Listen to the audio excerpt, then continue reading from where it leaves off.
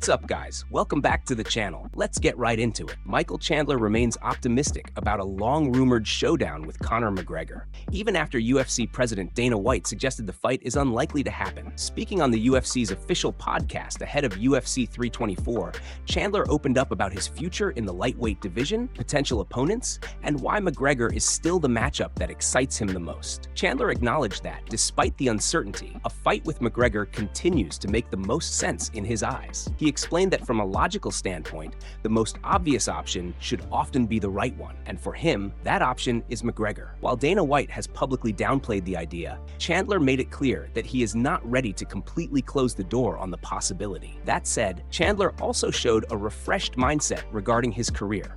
He admitted that he had been focused on the McGregor fight for a long time, but if it ultimately falls through, he is motivated to pursue other major opportunities. According to Chandler, he is feeling rejuvenated and hungry for big fights against elite competition. He emphasized that his most recent performance did not accurately reflect his true abilities, passion, or skill set, citing outside circumstances as a factor. Rather than demanding a specific opponent, Chandler stressed that he simply wants meaningful, high-profile fights. Names like Max Holloway, Charles Oliveira, and Arman Tsarukyan were mentioned in the conversation, though Chandler acknowledged the realities of the sport, noting that coming off a loss usually doesn't earn a fighter an immediate bout with a top-ranked contender. Ultimately, Chandler's approach remains grounded but hopeful. He is willing to accept whatever opportunity comes his way, while still quietly holding on to the belief that the McGregor fight could one day materialize. For now, he is focused on staying ready, staying motivated, and letting the future unfold as it may. Before we continue, please like the video, subscribe, and turn on notifications to stay up to date with all our latest content.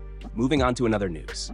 Going viral can elevate a fighter's profile overnight, but for one MMA competitor, chasing attention came at a cost. Following his victory at Tough Enough 151, David Goldenberg used his post-fight interview to launch a profanity-laced rant aimed directly at UFC leadership, most notably Dana White. What began as a moment of post-fight emotion quickly turned into a personal attack that spread rapidly across social media. In his comments, Goldenberg mocked White and other UFC executives, including Sean Shelby and Hunter Campbell. He made crude jokes about their appearances, referring to White as a bloated Mr. Clean, while positioning himself as the next big star of the sport. Goldenberg confidently claimed that the promotion should get the checkbook ready, declaring that the next big moneymaker had arrived. The remarks were loud, confrontational, and clearly designed to grab attention. Initially, the strategy seemed to work. Clips of the rant circulated widely, earning Goldenberg his brief moment in the spotlight. However, the attention soon took a sharp turn once Dana White became aware of the comments. Known for speaking his mind,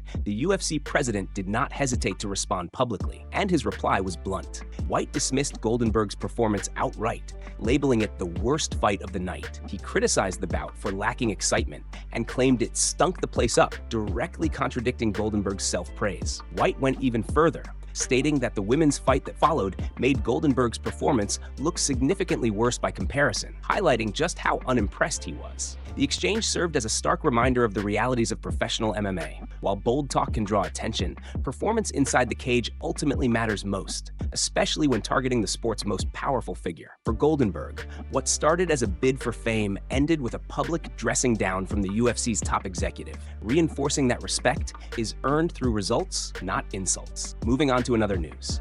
Justin Gaethje did not waste any time responding to Ilia Topuria's warning following UFC 324. Fresh off a brutal, hard-fought victory over Paddy Pimblett, Gaethje reminded everyone why he remains one of the most dangerous fighters at the top of the lightweight division. The win was not flawless or one-sided. Gaethje absorbed real damage, but it was the kind of violent, relentless fight that defines his career and reinforces his reputation as an elite competitor. After the bout, Topuria made headlines by publicly criticizing Pimblett before shifting his attention to Gaethje. Topuria warned that Gaethje was next, suggesting serious trouble awaited him. Those comments did not sit well with the highlight, who responded with confidence and defiance, making it clear he is not backing down from anyone, especially after surviving a grueling 5-round war. More notably, Gaethje revealed a key behind-the-scenes detail that raised the stakes even higher. According to him, if Topuria does not return to compete on the rumored White House card, the UFC could strip him of his belt. In that scenario,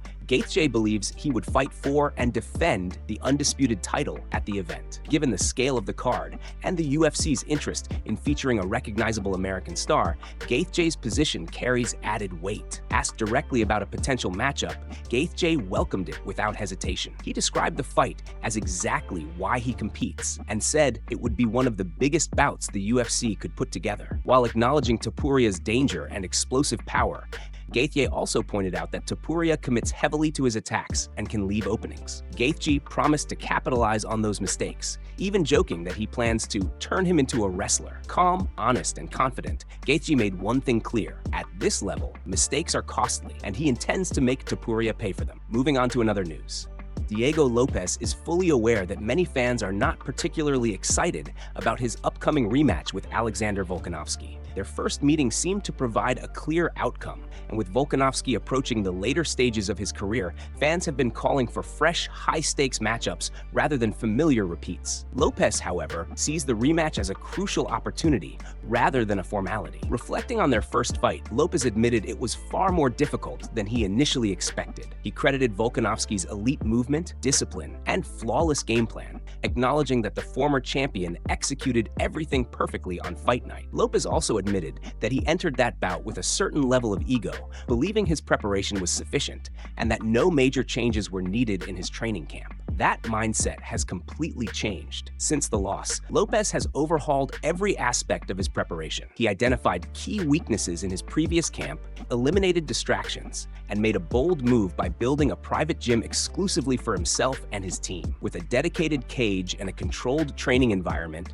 Lopez says he can now focus entirely on sharpening his skills and executing a precise game plan. One of his biggest improvements, according to Lopez, is his confidence in wrestling exchanges. In the first fight, he hesitated to commit to takedowns due to Volkanovski's movement and positioning. Now, he insists that if the opportunity presents itself, he will take Volkanovski down without hesitation. Lopez believes this training camp has corrected the mistakes that cost him in the first fight. Every session has been tailored to studying Volkanovski's tendencies and exploiting small openings. While fans may remain skeptical, Lopez is confident this rematch will not be a reet. For him, it is a chance to prove he has evolved and to show that he now belongs at the very top of the division. Moving on to another news.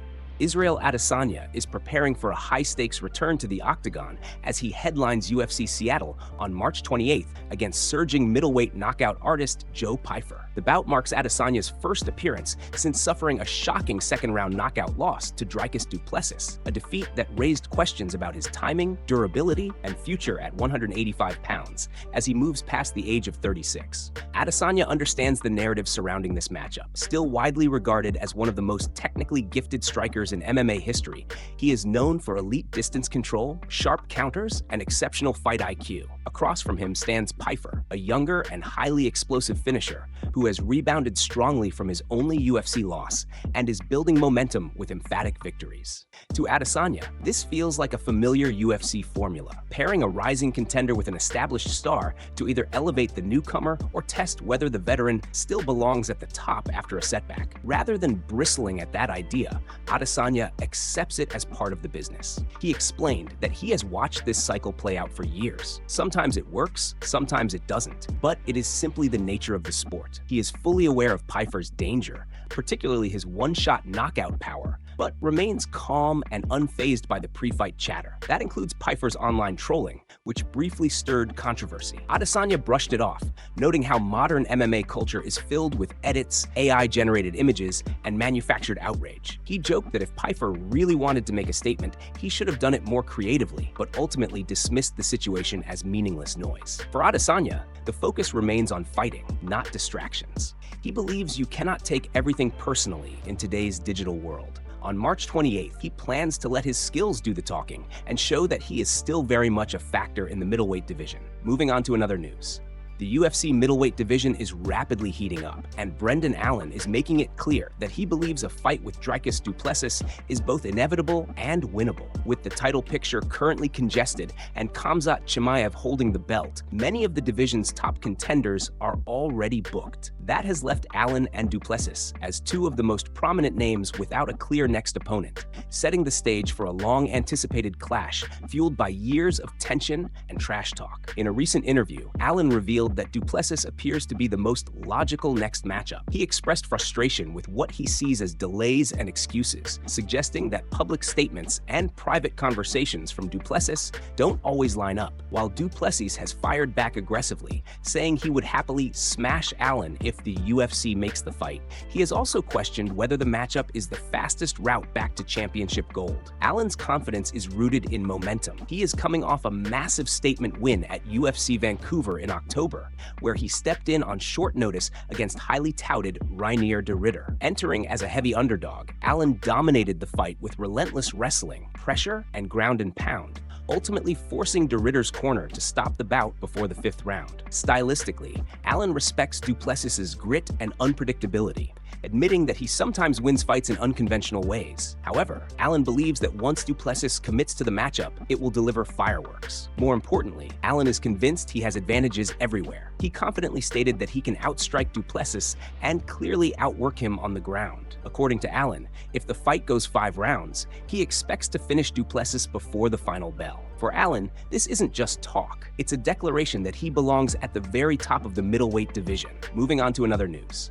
Justin Gaethje showed clear frustration during media day after being questioned about a visible mark on his neck, a topic that has fueled online speculation in recent days. Earlier in the week, fans noticed a small bump on Gaethje's neck in photos and videos, prompting rumors that it could be a staph infection. Gaethje quickly addressed the speculation, explaining that the mark was nothing more than an ingrown hair, though some observers remained doubtful. That skepticism resurfaced during a media session when a reporter from Brazilian outlet AG Fight directly asked Gaethje about the mark. The question immediately struck a nerve. Gaethje's demeanor shifted, and he responded sharply, making it clear he had little patience for personal questions about his body. His tone suggested irritation, not just with the question itself, but with the ongoing rumors surrounding his health. The brief exchange grew tense as Gaethje pushed back, implying that questions about an athlete's physical appearance cross a line. He emphasized that he felt great and was fully prepared for his upcoming fight,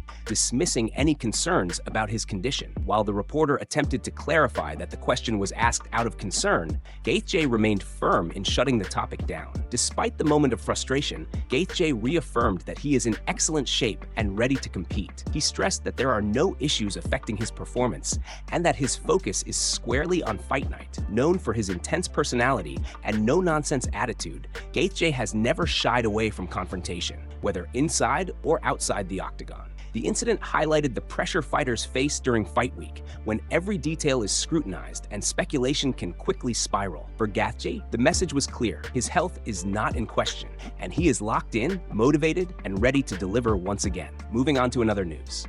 Paddy Pimblett once again showed how much his inner circle means to him by making a massive personal investment ahead of UFC 324. Throughout fight week, Pimblett repeatedly spoke about the importance of family, loyalty, and representing his hometown of Liverpool on the biggest stage in mixed martial arts. For him, the moment was never just about stepping into the octagon alone. It was about sharing the experience with the people who supported him from the very beginning. That pride was highlighted even further when Pimblett received a special message from Liverpool legend Steven Gerrard, who publicly expressed his support and praised Pimblett for representing the city with passion and confidence. The gesture clearly meant a great deal to Pimblett as he prepared for one of the biggest fights of his career.